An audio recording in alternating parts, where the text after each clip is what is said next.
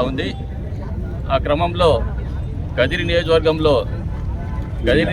Incharge Maqbool Ahmed గారి ఆధ్వర్యంలో ఈరోజు వర్షం పడుతున్నప్పటికీ కూడా పెద్ద ఎత్తున ఈ నియోజకవర్గంలో ఉన్నటువంటి నాయకులు, కార్యకర్తలు, ప్రజలందరూ కూడా స్వచ్ఛందంగా ఈ పోరుబాట కార్యక్రమంలో పాల్గొని విజయవంతం చేయడం చాలా సంతోషించదగ్గ విషయం.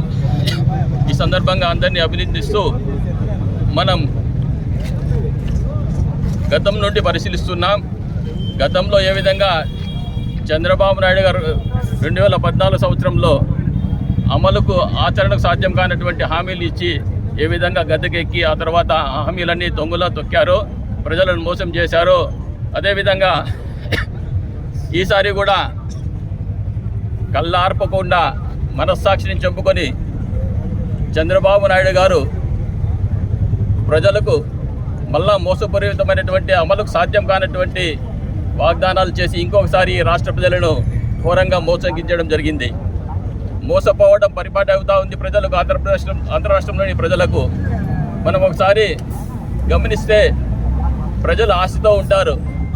అత్యాశ చూపినటువంటి చంద్రబాబు మాటలు నమ్మారు. ఈసారి కూడా మన ప్రియతమ మాజీ ముఖ్యమంత్రి వర్యులు ఏదైతే చేస్తారో అవి మాత్రమే చెప్తారు ఆయన. ఈ మధ్యనే వైఎస్ఆర్ కాంగ్రెస్ పార్టీ చెందినటువంటి ఒక మాజీ శాసనసభ్యులు చెప్తూ ఈ రాష్ట్రంలో వైఎస్ఆర్ కాంగ్రెస్ పార్టీ ఓడిపోవడానికి కారణం ఇద్దరు. ఒకటి చంద్రబాబు నాయుడు గారు, ఇంకొకటి జగన్మోహన్ రెడ్డి గారు అన్నారు. జగన్మోహన్ రెడ్డి గారు ఏ విధంగా బాధ్యులని మనం ఆలోచన చేస్తే, చంద్రబాబు నాయుడు గారు అయితే మోసపూరితమైనటువంటి వాగ్దానాలు చేసి ఈ రాష్ట్ర ప్రజలను ఇంకొకసారి మోసం చేసి అధికారంలో వచ్చారు. అదే ఆ నేపథ్యంలో జగన్మోహన్ రెడ్డి గారు ఆచరణ సాధ్యం కానటువంటి 1-2 హామీలు ఇచ్చినా మళ్ళా ఆయనే ఈసారి ముఖ్యమంత్రి అయ్యేవారని చెప్పి ఈ సందర్భంగా మీ అందరికీ తెలియజేస్తున్నా. కానీ జగన్మోహన్ రెడ్డి గారు అటువంటి మోసపూరితమైనటువంటి ప్రజలను మభ్యపెట్టేటువంటి వాగ్దానాలు చేయరు ఆయన. చంద్రబాబు నాయుడు గారు ఎన్నికలకు ముందు ఈ రాష్ట్రమంతా పర్యటిస్తూ ఈసారి జగన్మోహన్ రెడ్డి గారి పరిపాలనలో కరెంటు ఛార్జీలు పెంచారు, మేము ఈ రాష్ట్రంలో అధికారానికి వస్తే కరెంటు ఛార్జీలు పెంచమని చెప్పి ఊరూరా బాగా మోదీ ప్రజలను మోసగించారు. మరి అధికారంలోకి వచ్చిన వెంటనే ఎడాపెడా అప్పులు చేస్తూ, ఎడాపెడా పన్నులు విధిస్తూ, కరెంటు ఛార్జీలు పెంచుతూ ఈ రాష్ట్రంలో దోపిడీ కార్యక్రమం చేస్తున్నారు చంద్రబాబు నాయుడు గారు. మనం చూస్తే ఎస్ఆర్బిఎం లిమిట్స్ దాటి చంద్రబాబు నాయుడు గారు అప్పులు చేస్తున్నారు. ప్రపంచ బ్యాంకు నుండి కానీ, ఆసియా డెవలప్మెంట్ బ్యాంక్ నుండి కూడా చాలా రకాల అప్పులు చేస్తున్నారు. మరి ఈ అప్పులన్నీ కూడా ఏం చేస్తున్నారు? ఈ ట్యాక్సులు, ఈ కరెంటు ఛార్జీల పెంపకం ద్వారా వచ్చే ఆదాయాన్ని కేవలం అమరావతి అభివృద్ధికి మాత్రమే ఉపయోగించడం చాలా దారుణం. వికేంద్రీకరణ జరగాలి. కేంద్రీకృతం చేస్తూ రాష్ట్రంలో ఉన్నటువంటి ఆదాయాన్నంతా అమరావతిలో కుప్పపోసి అక్కడ మాత్రం అభివృద్ధి జరిగితే మిగతా రాష్ట్రంలో ఉన్నటువంటి ప్రజల అభివృద్ధి జరగకూడదా అని చెప్పి నేను ఈ సందర్భంగా ప్రశ్నిస్తున్నా.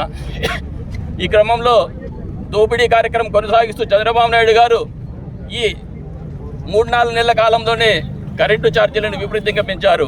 దీపావళి కానుకగా ₹1.27 యూనిట్ పైన ఆ రోజు పెంచారు. మరి ఈరోజు చూస్తే 92 పైసలు యూనిట్కి పెంచారు. మొత్తం వెరిసి ₹2.20 యూనిట్కి సబ్జెక్టు కరెక్షన్ అని తెలియజేస్తూ మరి ఈ విధంగా ₹2.20 పెంచినటువంటి యూనిట్కి పెంచినటువంటి కరెంటు ఛార్జీలను జనవరి నుండి ప్రజలందరూ కూడా, ఈ రాష్ట్రంలో ఉన్నటువంటి ప్రజలందరూ కూడా ఆ భారాన్ని మోయాలా? ఈ భారాన్ని 24 నెలలు అంటే 2026 జనవరి వరకు కూడా ప్రతి నెల ఈ రాష్ట్రంలో ఉన్నటువంటి విద్యుత్ వినియోగదారులందరూ కూడా ఈ భారాన్ని భరించాలని చెప్పి చంద్రబాబు నాయుడు గారు అనుకున్నారు. మరి అనుకునే కార్యక్రమాన్ని ఆయన విజయవంతంగా అమలు చేస్తూ ఇంకొకటి విషయం నేను చెప్పదలుచుకున్నా. ఈ రాష్ట్రంలో కరెంటు కోతలు ఉండకూడదని చెప్పి జగన్మోహన్ రెడ్డి గారు ముఖ్యమంత్రిగా ఉన్నప్పుడు సోలార్ ఎనర్జీని విపరీతంగా ఈ రాష్ట్రంలో తీసుకొచ్చారు, కంపెనీలను తీసుకొచ్చారు. మరి ఆ క్రమంలో అదానీ కంపెనీకి కూడా PPL ఇచ్చి ఆ రోజు ఈ రాష్ట్రంలో మరి సోలార్ ఎనర్జీని మరి విపరీతంగా వినియోగంలోకి తీసుకొచ్చారు. మరి ఈ మధ్యనే మనం చూసాం, అమెరికా ప్రభుత్వం ఈ సెకీ చేసినటువంటి నిర్వాహకం వల్ల, అవినీతి వల్ల మరి రాష్ట్రంలో ఆ రోజు జగన్మోహన్ రెడ్డి గారు ముఖ్యమంత్రి అయినప్పుడు అదాని సంస్థ అవినీతికి పాల్పడింది. 72,000 కోట్ల రూపాయలు ఈ రాష్ట్రంలో జగన్మోహన్ రెడ్డి గారు ముఖ్యమంత్రిగా ఉన్నప్పుడు అవినీతి జరిగిందని చెప్పి అక్కడ కేసులు పెట్టారు. మనం వీటిని ఆలోచన చేస్తే అమెరికా ప్రభుత్వం మరి కేసులు పెట్టింది ఎవరి మీద అంటే సెకీ అంటే solar energy corporation of India. ఇది కేంద్ర ప్రభుత్వ రంగ సంస్థ. ఈ సంస్థ చేసినటువంటి అవినీతిని జగన్మోహన్ రెడ్డి గారి మీద నెట్టడం చాలా శోచనీయం. మరి కేంద్ర ప్రభుత్వ రంగ సంస్థ అనేటువంటి సెకీ ఈ రాష్ట్రంలో సోలార్ ఎనర్జీని అదానికి రేటుకు కట్టుబెడితే అవినీతి జరిగిందని చెప్పి కేంద్ర ప్రభుత్వం చెప్తా ఉంది. మరి దీన్ని కేంద్ర ప్రభుత్వ రంగ సంస్థ అనేటువంటి సెకీ మీద, మోడీ మీద, ఆ రోజు ఉన్నటువంటి కేంద్ర విద్యుత్ శాఖ మంత్రి మీద కేసులు పెట్టి లోపల పంపాలని చెప్పి నేను సందర్భంగా తెలియజేస్తూ, మరి జగన్మోహన్ రెడ్డి గారు ఆయన ముఖ్యమంత్రిగా ఉన్నటువంటి 5 సంవత్సరాల్లో చాలా ట్రాన్స్పరెన్సీగా అవినీతి రహితంగా పరిపాలించారు. మరి ఈ పరిపాలన దేశంలో ఉన్నటువంటి రాష్ట్రాల అధినేతలందరూ చూశారని చెప్పి నేను తెలియజేస్తూ, మరి త్వరలోనే ఈ ప్రజా వ్యతిరేక కార్యక్రమాలు ఎక్కువైతున్నాయి. సూపర్ 6 అమలు చేసే పరిస్థితి లేదు. మరి ఖజానా 2,50,000 కోట్ల రూపాయలు అయితే దగ్గర 1,20,000 కోట్ల రూపాయలు ఈ సూపర్ 6 మీద చంద్రబాబు నాయుడు గారు ఖర్చు చేయాల్సి వస్తుంది. మరి అంత ఆదాయం మన రాష్ట్రంలో లేదు. మరి ఆదాయం పెంచుకునే మార్గాల్ని ఊరికే ఊపుదమ్ముడు కార్యక్రమాలుగా ఆయన చెబుతూ ప్రజలను మోసగిస్తున్నారు.